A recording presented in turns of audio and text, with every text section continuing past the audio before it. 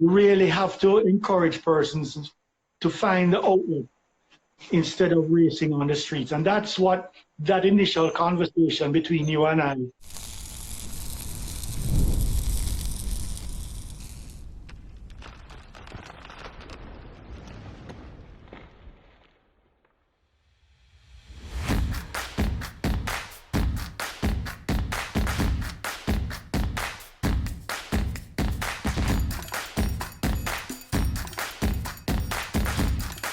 They have all the good stuff.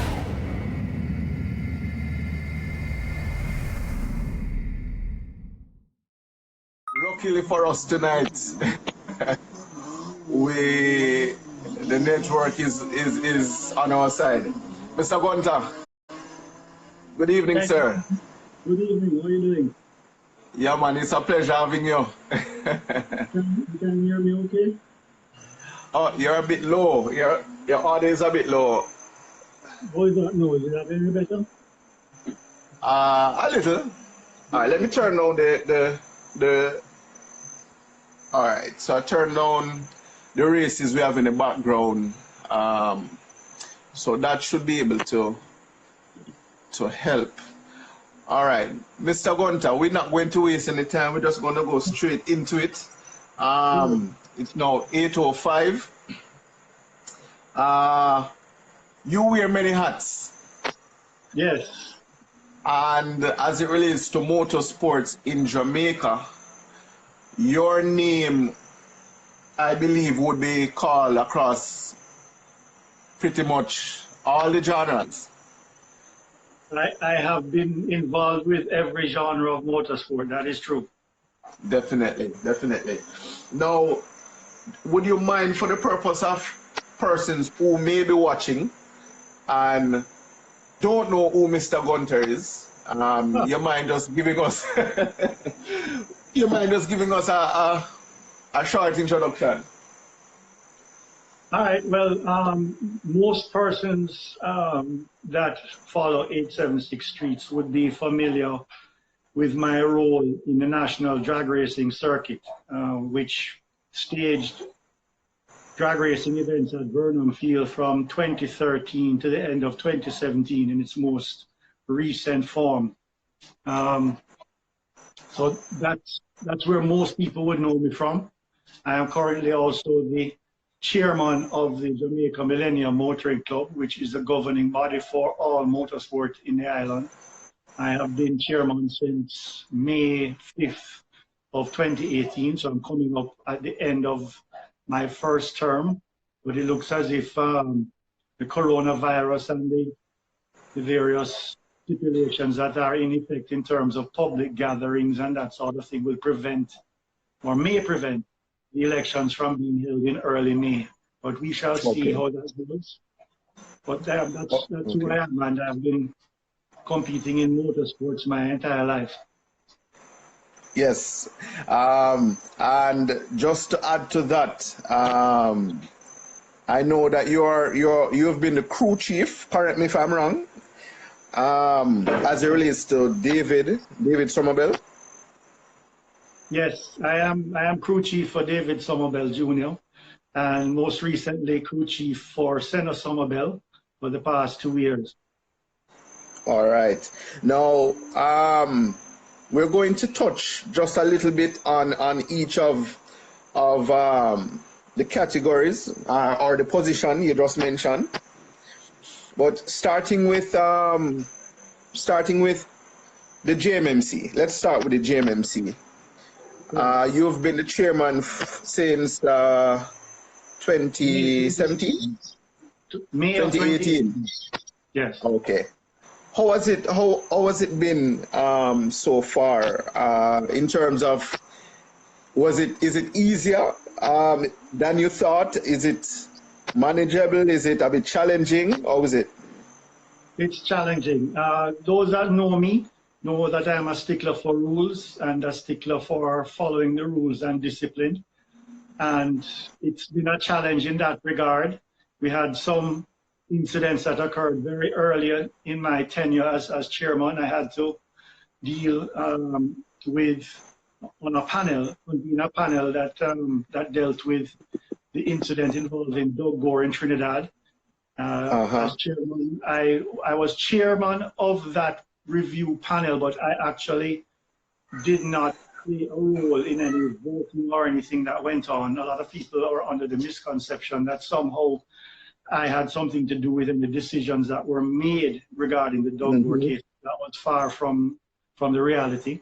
Also, under my tenure, of course, the resolution of the David Somerville Jr. appeal was also conducted a few months after I became chairman. I had absolutely nothing to do with that process on either side of the process. So I recused from the JMC side entirely, and I recused from David's side entirely. And in fact, David and I have never discussed that case. We are very, very good friends, and we have a mutual understanding that I have nothing to do with that process. He and I don't discuss it at all.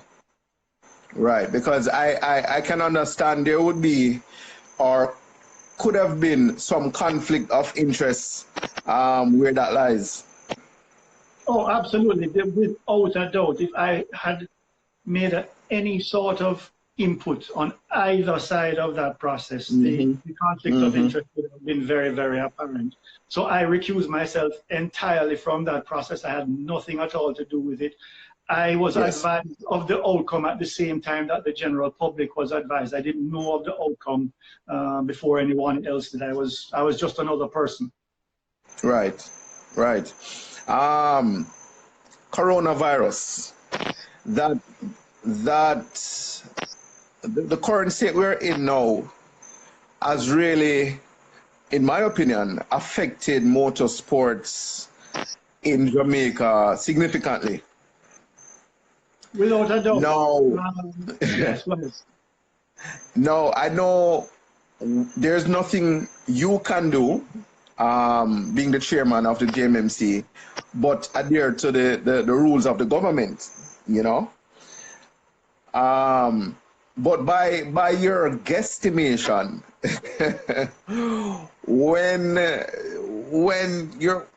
how are you seeing this playing out? Well,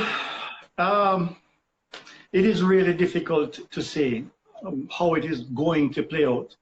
As a governing body, the JMC had to take very early action as soon as the government decided to implement its 2-week watch, so to speak, and that the restrictions that occurred then.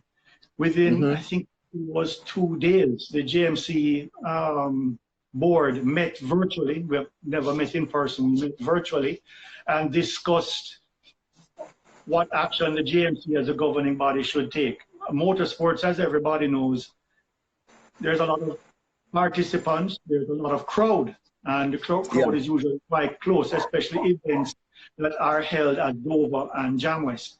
And the implications were that you don't want the motorsport to be associated with the spread of this virus. And taking some guidance from persons that are friends of ours within the medical community, the JMMC, in consultation with, Kenty Racing, the Jamaica Race Drivers Club, the Drivers Rally Sports Club, and Team Streets, the JMC board decided to put a moratorium on all events between March the 12th it was until the end of May, so May 31st. That encompassed a 10-week span, and the thinking in the medical community at the time, guided by what was happening and has happened in China, is that you sort of need 3 months for a government to get control of the situation, flatten the curve, so to speak, before things can start to, once again, the gears start turning so that you can start to return to normalcy. It affected quite a few events, but the intention was, and still is, by the JMC and the affected persons, that the events that were affected would simply be postponed to calendar dates that are available in the latter half of the year, in the second half of the year. Kenty Racing was the one that was most immediately affected because they had a race meet that was planned for the end of March. And initially Ken had propositioned the JMMC that, listen, please, at the end of March. But in the end, the JMMC had to do the responsible thing. Can you imagine the repercussions for motorsport if we had allowed a motorsport event to take place and it could be proven that the virus was spread because of this motorsport event? The repercussions would have been devastating for motorsport. So we had to err on the side of caution. It hurts us always to be in this position where no motorsports is going on. But hindsight being 2020 vision, here we are 3 weeks later, and it was absolutely the right thing to do because now everybody has sort of followed suit. All sports have shut down, and you know, we're sort of playing a waiting game. Yeah, definitely. Well, as I was saying, you know, we know that the hit from this unexpected. I'm not hearing you. Oh, you hear me now? Hello. All right. You hear me, Stephen? Hello. All right. Persons watching, can you hear me or hear Stephen? You can let me know. So if it is that I need to restart the live stream. All right. So let me know if you're hearing me. Facebook, are you hearing me on Facebook? All right. So you hear me. All right. So Stephen. All right, so let's see if we can go back live with Stephen. Oh, and I must say, you know, shout out to everybody joining the live. I see some questions being posed by persons in the chat, but give us a few. We'll allow you to ask your questions. I don't know what happened, but you went blank on my side. Okay, maybe the signal dropped. I don't know. It's one of those things. It's technology sometimes goes Definitely. All right. Now, at best bet, it may be too early to call, but what's best case scenario, what's worst case scenario as it relates to hitting back the tracks for either, whichever genre of racing? What's the best case, worst case? What the process that is currently underway right now is that everybody that was affected by the moratorium has already submitted their new event date, their postponed date. The JMC is now compiling that information. I can say, because it was also publicly announced by Kenty, that rather than postpone the event that was scheduled for the end of March, Kenty elected to cancel that event outright. So he will still have the remaining events on the JMC's calendar, on the dates that they are on the calendar as it stands right now. Everybody else, the JRDC, 2 of their dates are affected by the moratorium. They plan to have those 2 events as well. So we are shuffling the calendar, looking at the requested dates to see when those dates will occur. The best scenario that the JMC is looking at is that racing will commence the first week in June. That is our best case scenario. So we are planning for the eventuality, but of course we're going to be guided by the Ministry of Health and the government of Jamaica. If in the middle of June they say to us as Jamaicans, listen, we need another month of self-quarantine and no public events and that kind of thing, we have to follow them and then adjust calendars accordingly. In the meantime, as the governing body, the responsible thing to do is to put together a calendar for the best case scenario, get it out there so persons can start to plan. Because all of those racers that wanted to race with the JRDC, all of the racers that wanted to rally with the Drivers Rally Sport Club, all of those that wanted to do dexterities with Team Street, Team they Street. are chomping at the bit right now to get going. So the cars are sitting down, the drivers are ready, people are still preparing, but we have to wait on the guidance from the government. We are looking at the first week in June as a best case scenario for motorsport. Okay. And worst case? Worst case, I hate to say it, but the worst case scenario is nothing being able to start until possibly the last quarter of the year. So from October, November, December, which would mean canceling a lot of events outright and giving each genre of motorsport maybe 2 events in a 3-month period. That's the worst kind of scenario. But let us hope that we don't get to that point. But certainly the JMC will do our part as the governing body to keep on shuffling the calendar, get it in a ready state so persons can plan properly, both on the participation side as well as the spectating side. Yes. Yes, Mr. Gunter. All right. I believe, well, if there's anything else relating to the JMMC, of course, we'll come back to that. But we're going to move on. Let's touch a little bit on the Ndrc and the successful run that you guys did. We were certainly enjoying our second stint at Burnham Field. There are a lot of persons that don't realize that the Ndrc had an era at Burnham Field between 2003 to 2007, which was, funnily enough, shut down by the government after after elections took place and the government changed. So it was shut down at the end of 2007. We were able to restart in 2013, mid-2013, and had what I would think was 3.5 successful years of motorsport.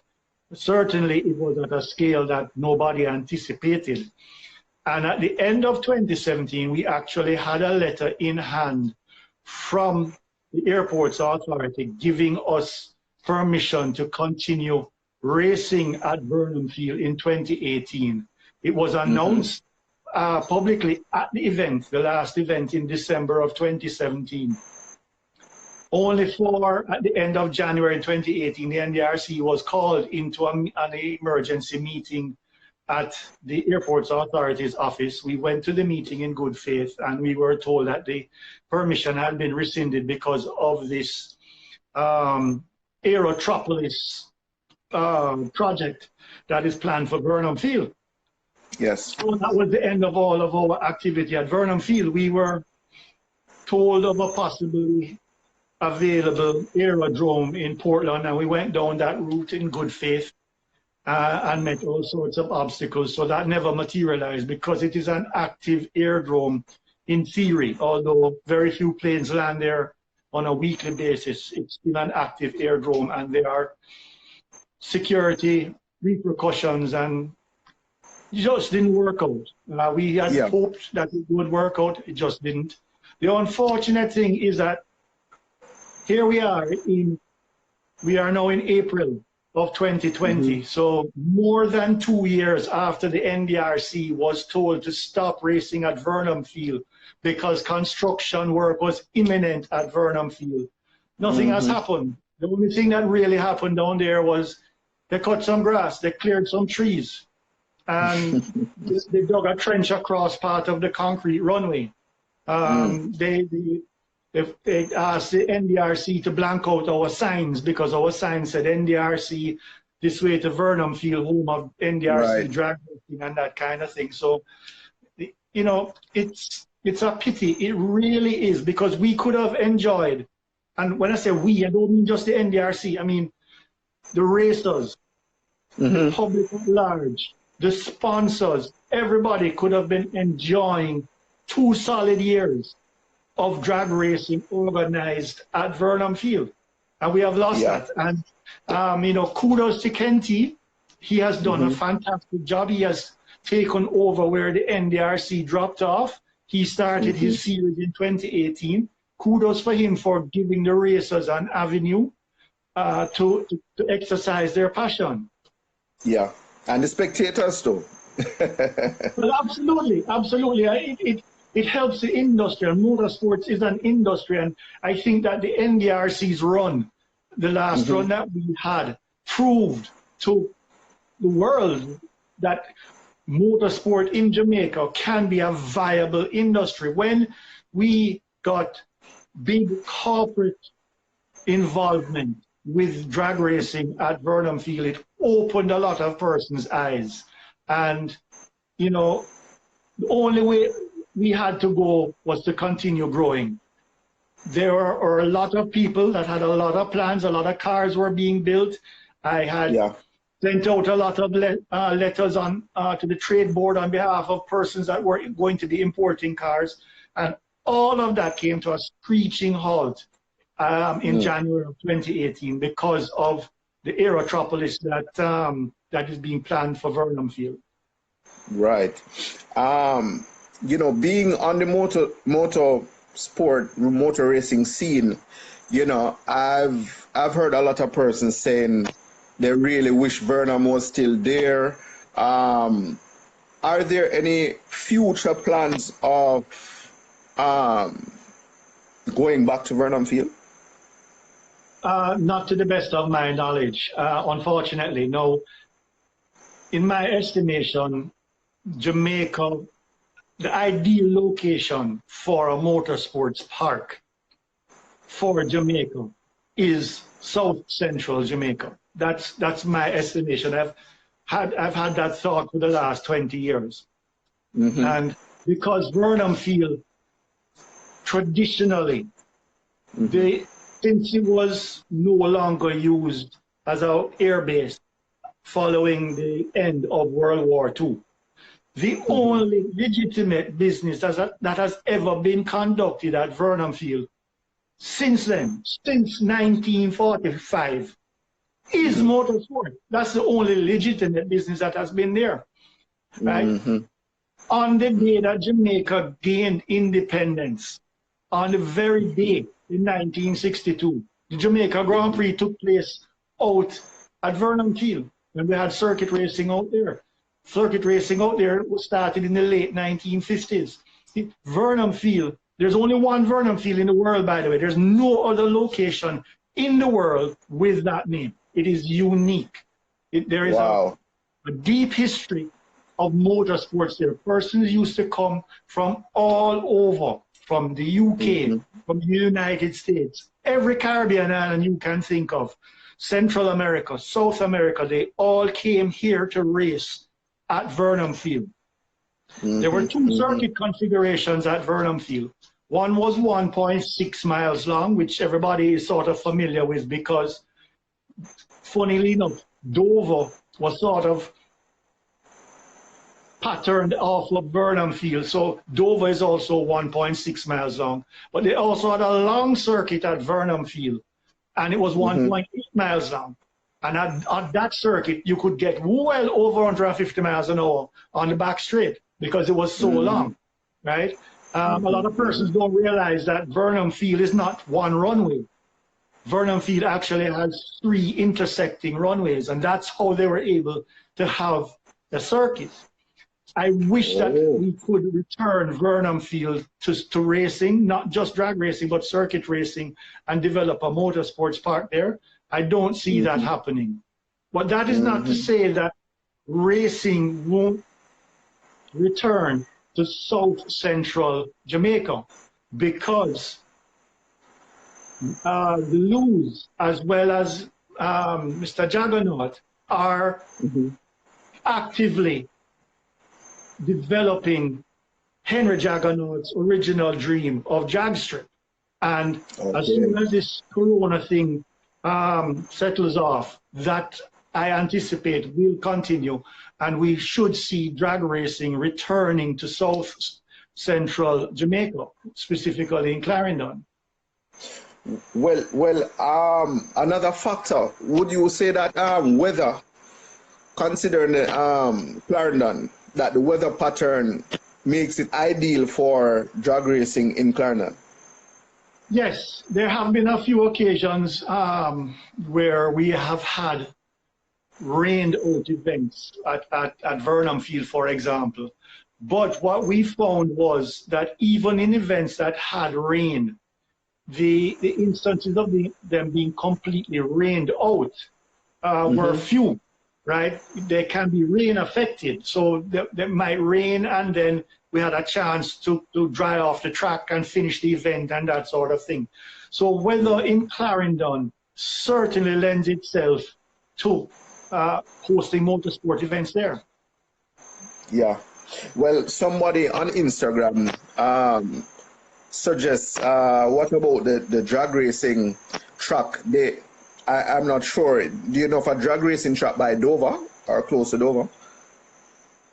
I don't know of a drag racing track close to Dover. I do know that part of the Dover property there's an airstrip there. Alfred Chen used to land a plane there. But that airstrip, I don't know if that's currently part of what is considered the Dover property that is now for sale. I think it's still part of another side of his estate, which is not for sale. It's very overgrown now. It has not been utilized in 20 years. And it was never, to the best of my knowledge, it was never a paved airstrip. It was marred. So it's not lying there waiting just to be cleaned up when you can start racing. It would encompass substantial investment. But just to even get access to it as well, I imagine would be a substantial investment in itself, because it's not part of what we associate with Dover and the property that right now, anybody can buy Dover if they want, if they can meet the trust fee. Got you. All right. Well, on the last point or the last question as it relates to drag racing and NDRC. NDRC as a body, it's still active, as in persons can expect the NDRC to come back on board sometime and organize some races. NDRC definitely still exists. NDRC was never a club. NDRC is a limited liability company with directors and a proper structure. It was a business, and it still is a business. Right now, it's just dormant. It's a business that has no business activity, simply because we have no location at which to conduct our business, which is the hosting of events. The NDRC core group of persons that staged events is available as a team to stage any events. And let us just say, without saying too much, that there are discussions underway for that sort of thing. I can't say anything else other than that, but discussions have been initiated. Understood. All right. Kenty, well, I just see a comment from Kenty saying that you know motorsports history, and that's definitely something that I want to highlight as well. I'm not sure if there's anyone in Jamaica right now with the wealth of information and facts as you know, Mr. Gunter. I believe you should be, writing a book, getting some stuff together, because there's a lot that you know. I paid attention over the years. Many people don't know. Only people that know me from when I was very young know that I am a second-generation racer. My father used to race here in Jamaica, but he migrated in the mid-1980s, so not very many people know him. His cousin also raced here in Jamaica. So I from I know myself, I have been around motorsports, autocrosses, rallies, Burnham Field back in the day. I remember, for example, Prime Minister Michael Manley was an avid fan of circuit racing at Burnham Field and used to come to racing at Burnham Field by helicopter. JDF helicopter would take him to and from Burnham Field. And I remember as a young boy watching the Prime Minister land. I paid attention over the years, and I've tried to retain all the information. Well, I mean, I must say, all right, so Shane is saying, need to get you a tape recorder, Dad. But definitely, Mr. Gunter, quite a wealth of knowledge you have there. And as I said, you know, it would be good for you to make some documentation, do a book, do something to leave some legacy with the younger generation to come. Maybe the tape recorder is the best way, but you know, it would be, I think, up to somebody like a Rory Daly of life. You know, as a reporter, that somebody is a journalist. He's trained in interview process and how to get the answer. You know, that sort of thing. So maybe one day Rory and I could collaborate. You know, Rory's a friend I've known for years. So certainly, I'm here to share as much information as possible. I'm not trying to retain anything for myself. All right, Stephen. All right, let's take another point now. Let's move over to circuit racing. Okay. Right. Well, before we do that, L is saying that Stephen and Dean should collab and do a book. I believe L been saying that for a while. Yes, and Dean has started, I believe, collecting articles and that sort of thing.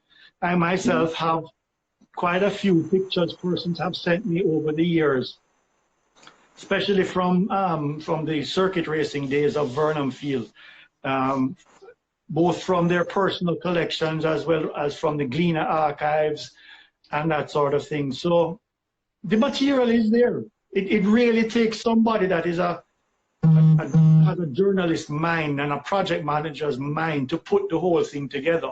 It's not something that I would even pretend to know how to do, but I'm willing to share all the information that I have. All right, good. All right, so we are now at circuit racing at Dover. Now, tell us what has the experience been like, you know, being the crew chief for David Somerville Jr. for a number of years? You can recall how many years? No. It would have started somewhere back in about 2007, 2008 is when I became crew chief for David. And certainly the heyday of it would have been when we acquired TA1, and that in itself was a very interesting journey. Very proud of the progress that we made with TA1, and because when TA1 came, persons that were there that weekend and that day will remember that in qualifying, TA1 set the track record at 120.1, I think it was, or 120.2. And we successively lowered the track record. We were the first to carry to 119, and then we went to 118. Doug then broke that record, and then we broke his 118 record when we went to 117.7. Then we lowered that record to 117.5. And simultaneously with Kyle, 2 years ago, when Kyle set the record down in the 116s, TA1 also recorded a 116.8. And the journey from 120.2 to 117.5 was accomplished without any increases in power of TA1. And we're very, very proud of the fact that we were able to take off more than 2.5 seconds just through our work here in Jamaica with suspension and brake work, especially suspension tuning. We paid a lot of attention to suspension, and it paid off in the end with the lap times. And then once we got the handling where we were very comfortable in that 117 region, that's when we first cranked it up by only 3 pounds of boost. We went from 26 to 29 pounds of boost, and that's when we ran the 116.8. Wow, wow, wow. Now, from the start of this, I wouldn't even call it an interview. You know, it's just a chat. From the start of the video, there have been some persons in the chat wanting to know about the Evo. I guess they're some loyal fans, you know. But I myself would want to know, can we see, is there a return of TA1? Unfortunately, you will not see TA1 race again. The accident at Jam West twisted the chassis in 2 places. And the unfortunate thing is, part of the work that we did to TA1 when we did the big tear down, oh Lord, that must have been 4 or 5 years ago now, when we took it right down to nothing and did the sandblasting and everything. Part of the work we did was to seam weld the chassis. Once you seam weld the chassis, and that chassis then twists, that twist is permanent, right? You won't get it out, especially with the cage that TA1 had in there. The cage itself is now twisted. The twist, the main twist on that chassis is diagonal right across the running board. That chassis, it would be lunacy to try to race that chassis again, especially at the level that would be required, the level of performance that would be required of the chassis itself, to race in the 116s and now down at 115s. You can't use a chassis that is compromised at all. It would be lunacy. So you will see TA1 back again, right? It's heartbreaking. There is nobody that loved that ever more than I love that ever. Trust me, we have been through a lot with that car. We put our Jamaican touch on it, you know, goofy. And then Ian Webb, well, what a mechanic Ian Webb is. I mean, he's fantastic. All the guys, Tix, everybody knows him as Tix, his name is actually Kamar, Courtney, a great crew of persons we had. And of course, we have David as a driver. Yes. It was a perfect combination in the end that got us to 116.8. But now the racing, the qualifying is at 115s, and the racing is now at 116. And people need to appreciate the tremendous amount of force that goes through a stock chassis, you know, a top chassis vehicle, for it to compete with pieces of design that were blank sheet of paper and then assembled with tubes and that sort of thing, that as pure race cars. There's a reason why TA1 is the only top chassis vehicle to ever run 117s and 116s at Dover. It's not an easy thing to do, right? Andre Anderson has gotten his car down to 118. Great accomplishment, right? But again, who else? Who else has done it? You can't say there's anybody else, right? Even the magical, mystical 120 barrier. How many top chassis cars have gone below that? You can't count them on one hand. I can only think of 4, right? And they're all Mitsubishis, right? TA1, which was the fastest. Andre, Doug did it in the Evo 5 before he sold the Evo 5. And Stuart Maloney did it when he brought his Evo here. I can't think of another top chassis car that has gone below 120 at Dover, right? So to be qualifying at 115 and racing at 116 is something that I don't think a tub chassis car is up to. I would, if somebody came up with the funding to build such a car, it would be an interesting experiment. But, you know, facts are facts, and we are now racing in the era of purebred race cars that are designed as race cars from factories. Well, let me ask you this, Mr. Gunter. Would you say that the days of the we call it now, the factory, the production cars, their days are over? The radicals are now like the radicals are unbeatable at this point? Well, in terms of the fastest outright times at Dover, yes, I wouldn't say that a radical in itself is unbeatable. There's always something to beat something, right? But whatever beats a radical, in my view, would be another purebred race car, tube chassis or carbon fiber chassis or carbon and tube combination or something like that. It's not going to be a production-based metal tub that people have welded in a roll cage and seam welded the body and that kind of thing, you know. It is going to be a dedicated race car. However, that doesn't mean that the days of tub chassis cars racing in classes and those classes being very popular is over. I don't believe that for a second. I think that, for example, that MP4 class where Jamie James is racing, I think that the scope for that class is tremendous. The Evos are out there, the Subarus are out there. Let us start racing them in MP4 because spectators cheer most for cars that they can identify with. Yes. People know the TA1 as an Evo. They might only drive a Colt, or they might drive a regular Lancer, or them just see the car on the road one day and like how that car is coming. So they sort of identify with it, and it's the same sort of thing with a Subaru or a Ford or whatever. Yes. Nobody sees a radical on the road, so there's no identity with the car itself. It just becomes about the driver. Well, in the meantime, sorry, go ahead. No, go ahead, Stephen.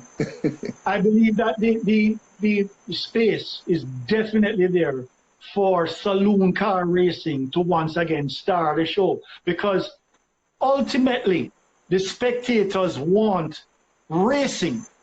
If there are 5 cars within a half second or quarter second of each other going around the track within that time, the spectators love it. It's more exciting. Right? Yes, if 2 cars have shut off in the distance and they're themselves are 2 seconds apart and the race is a foregone conclusion and the rest of the field is 15 seconds back, that's not really enjoyable from a spectator's point of view.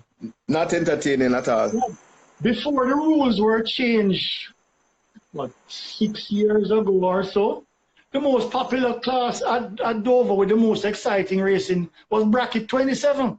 Because why? You had 6 or 7 cars that bundled up at the front and anybody could win. That's when you had Charles Penn in his Evo, George Bailey in his Evo, Heath Carswell in the Subaru, Andre Anderson was driving the Colt.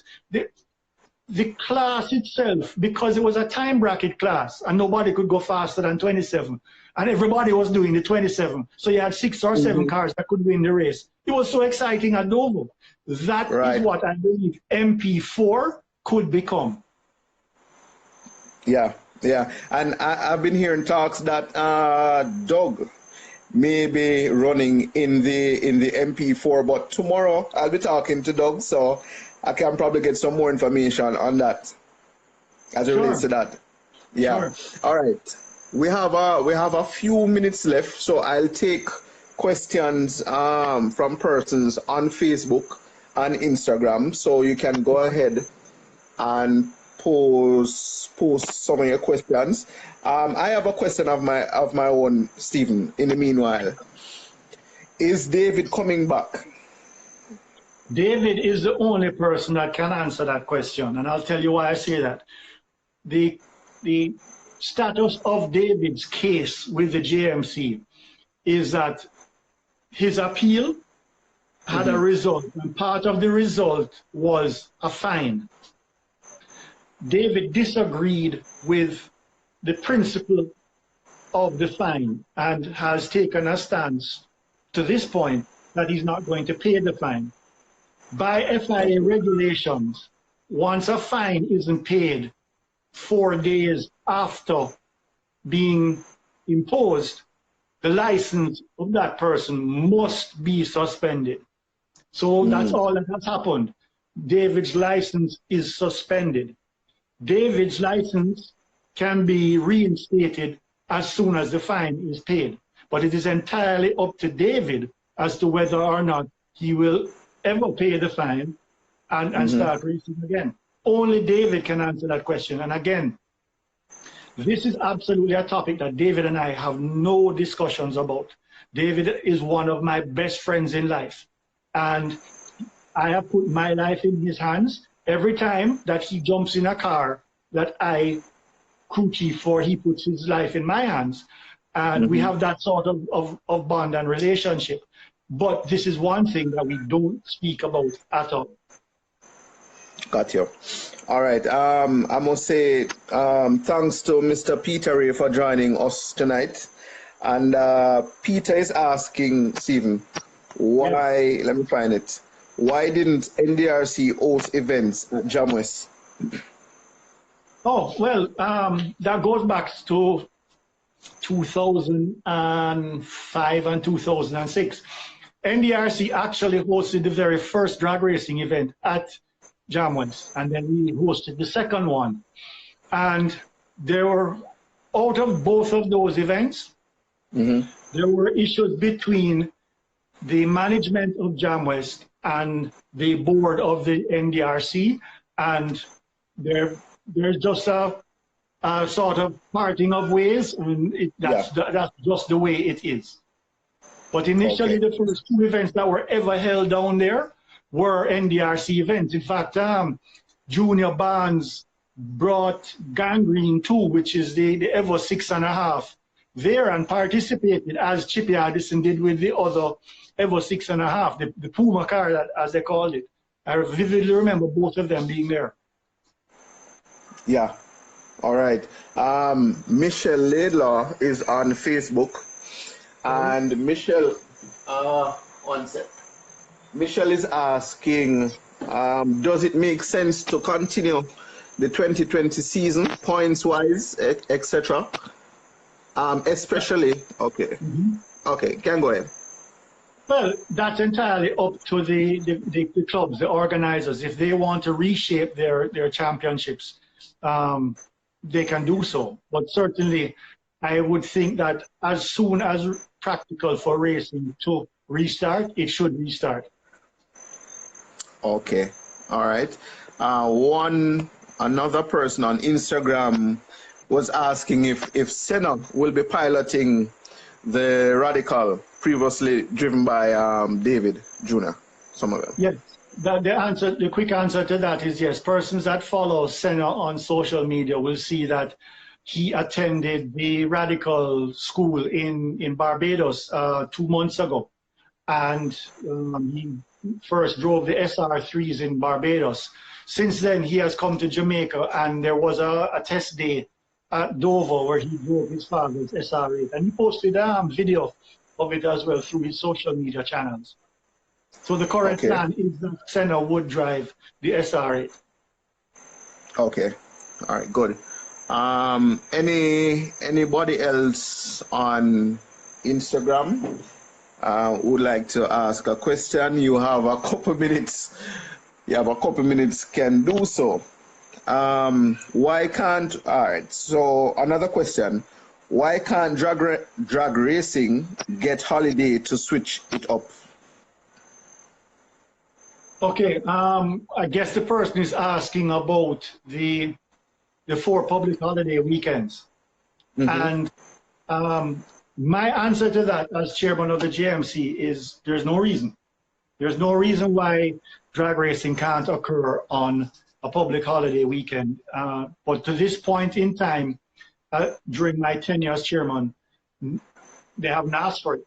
So there hasn't been any negotiation with circuit racing that traditionally holds those weekends. There hasn't been any negotiation in terms of somebody else applying. But I have always thought, that's the GMC's answer. Let me put on the NDRC cap now. From an NDRC point of view, when we were staging events at Burnham Field, I dearly wanted to host an event there, Independence Weekend. And I'll tell you why.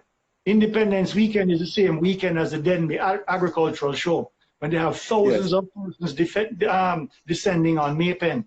And after a few hours at Denby and looking at all the wonderful livestock and the farm provisions and the judging and everything, I wanted those persons to come to Burnham Field. And we were going to offer discounts. Once you come with your Denby ticket, you get in for half price or whatever. Actually did apply for a date, but never got it because at the time, the GMC was just giving out dates as they were traditionally. But it's something that I think is definitely feasible, especially when you look at the history of some of the holiday events that occur at Dover and what they compete against in terms of the social events that are happening at other parts of the island. When you have a dream weekend happening, for example, in Negril, all of the persons that would know, well, not all, but a lot of the crowd that is not diehard, a lot of the crowd that might be enticed to come to Dover, they're already going to parties. So it might be good Dover not to have racing on that weekend, and that might open up the opportunity for drag racing to have their events on the South Coast, and of course at the western end of the island on those weekends. I think it would be a good idea. Okay, all right. So with 5 minutes left, we have another question. What's next for the NDRC? Well, without a venue, the NDRC can't stage events. And of course, we spoke about it earlier, that there's no sign of Burnham Field ever becoming available. But as I briefly also mentioned, there are the beginning stages of talk for the NDRC as an organizing entity, organizing of the racing component of drag racing, for NDRC to provide services to persons that currently and plan to in the future stage events. Okay. All right. So JBoog 876 is asking, was the Chicago project suspended? Yes, yes, it absolutely was. As a project in itself, it still exists, and you know, it might do something else one day. Might not be here in Jamaica, would be somewhere else. It's currently not in Jamaica, just to clear that up. There's a reason why it was named Chicago, because it was not here in the island. So there's no secret lab in Jamaica where that was happening. But the reality is that the writing was on the wall. Once Kyle got his car, that this is the direction that racing was going in, and to be able to race at the very top of racing, which is where David was racing, it wasn't practical for a tub chassis car any longer. All right. Wow. What a night. What a night. What happened to Junior? What happened to Junior? I thought this was supposed to be a co-thing with Junior. Oh, no. Actually, Junior is coming up next. Ah, okay. Yeah, Junior is on the next side of the hour. All right. Okay. I'm working, you know, I'm not sure how much longer we'll be in quarantine for, but if it's an extended period, I may have to get some software to do multi shots, so to speak. Okay. Well, yeah, man. And if but for now, you want me back on Kedron, I'll be happy to come. But let me not end without saying this. And I'm saying it to you, and then of course everybody else can hear what I'm saying to you. But once I've said it, you'll understand why I've said it. Kudos to you and 876 Streets for your growth and your maturity. When you first started, as you know, we had discussions, and the the direction that you were in at the time was not conducive to endorsement by big entities and certainly established motorsport entities. But you took counsel and you took it to heart and you changed the direction. And where you are now is 876 Streets. Job well done. I'm glad that you're on the legitimate side of racing and you're doing an excellent job. Thank you very much. Thank you very much, Mr. Gunter. And I mean, you know, being in motorsport, you know, over the years, I've seen a lot. It has taught me a lot as well. And it's just maturity. Yes. It's maturity. Yep. And seeing, because when we started, you know, I didn't see 876 Streets being this down the road. It was just a hobby. But the thing is that you might not have seen it, but certainly others on the outside saw the potential, which is why when you and I spoke, I tried to guide you into that direction, because with age comes wisdom, right? I don't want people to think that, yeah, I'm a rules guy and all that sort of thing, and, you know, the straight and narrow. But that's not how I started. When I had my first car, a Corolla SR5, you used to find me out at Lake Spen every Sunday, right? The infamous drag racing that occurred in the gully. I was not only there as a spectator. My car was actually going to the line when the TVJ helicopter flew over. We shut down that activity. So I don't want people to think that I've always you know, been on the right side and that I don't have an understanding for the enthusiasm of street racing, so to speak. But the point I wanted to make about the whole street racing thing has occurred over the past we're in 2020 now, and the used car policy started in about 1995. So that's 25 years by my rough math. The basic road structure that we had before the used car policy came into place. But we have so many more vehicles on the road that the road fatalities have shot up to a number that is frightening. And we really have to encourage persons to find the outlet instead of racing on the streets. And that's what that initial conversation between you and I, when 876 started, that's what it was about. And again, kudos to you for a change of direction, for showing maturity and growth, and leading the charge, so to speak, now, because through 876 Streets, persons are channeled towards legitimate racing. And those that start as spectators find an outlet for their own growth that they one day might participate. So kudos to you for that. Yes, I appreciate it, Mr. Gunter. And as I was saying before, you know, being exposed to racing, street racing, then you will see some stuff, and you know, quite frankly, with more meets, being more a part of motorsports, it has allowed me to help me to make a decision, you know. I would really love for all enthusiasts to come to the track, you know. It's safe. You know, the thing about street racing is if something should happen at one of these venues, you know, and you should have a chance of recovery, there's no emergency vehicle on hand, right? You know, persons are literally on the side of the road. It's really, as I said, maybe it's just maturity.